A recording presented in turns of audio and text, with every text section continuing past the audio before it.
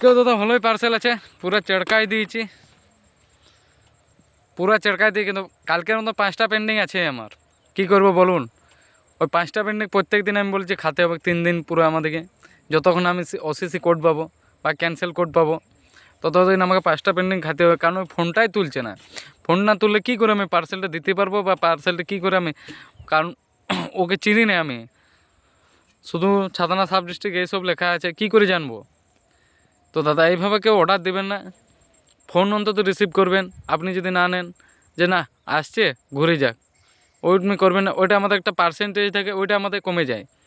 Percentage কমে গেলে আমাদের রেটটা একটা 1 টাকা 2 টাকা 3 টাকা করে কমে যায়। তো দাদা এমনি করবেন না, পার্সেন্ট নিতে থাকুন, আমাদেরকে এভাবে কষ্ট দেবেন না। তো ঠিক আছে, পার্সেন্ট নিন, রিটার্ন করুন, এটাই চাই। তা বলে নিয়ে যাচ্ছি ফোন তুলছেন না, এইগুলো করবেন না। ঠিক আছে, বাই।